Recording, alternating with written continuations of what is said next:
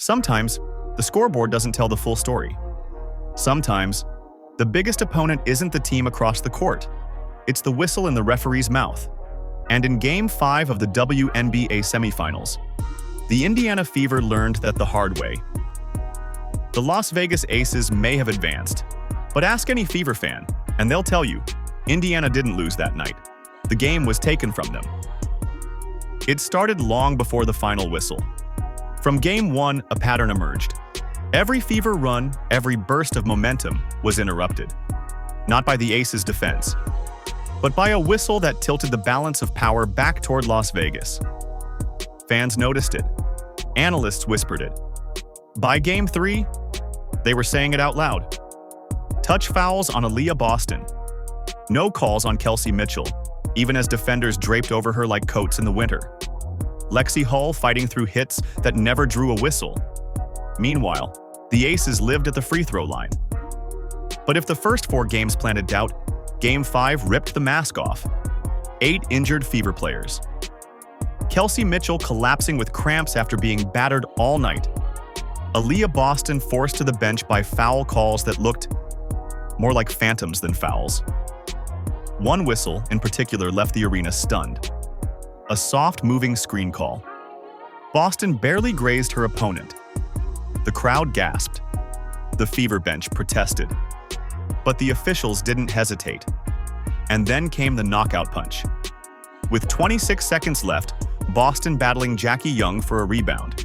2 players fighting for position, but the whistle blew. 6th foul. Boston was out. The Fever challenged. Everyone watching saw the same thing, a clean play, but the refs didn't budge. Vegas took the free throws, and Indiana's star center could only watch. And what about Kelsey Mitchell? The Fever's scoring engine. The guard who had torched Vegas all series.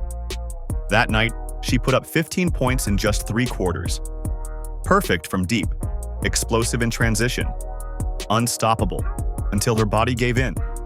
After being hacked possession after possession with no whistle in sight, Mitchell crumpled, cramping so badly she had to be carried off the floor, straight to the hospital.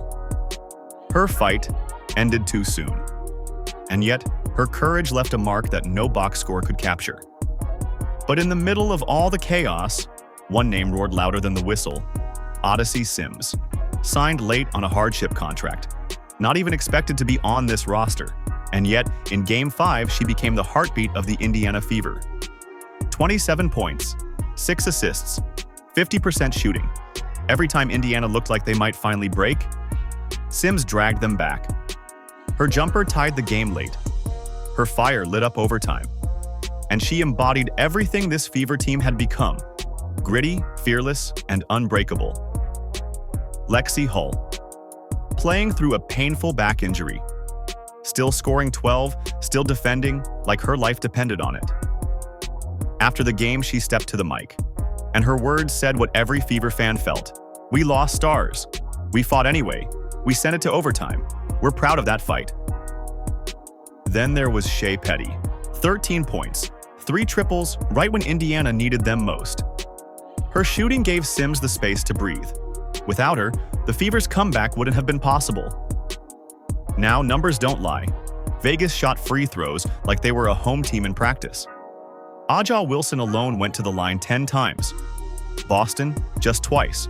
25 fouls were called on Indiana. Vegas, meanwhile, kept getting gift trips to the stripe. Fans saw it. Media saw it. Even Fever coach Stephanie White admitted it. You can't draw up strategy when a screen is legal one possession and illegal the next. In overtime, Indiana still believed. Even down Boston, even without Mitchell, even with Vegas living at the line. Odyssey Sims cut, drove, scored. Shea Petty buried another 3. The Fever bench roared. But 5-on-8 isn't basketball, it's survival. And finally, the whistle won. After the game, it was Lexi Hull who gave voice to the heartbreak. Ending on a loss is hard, but we fought. We pushed to overtime, and we can be proud of that.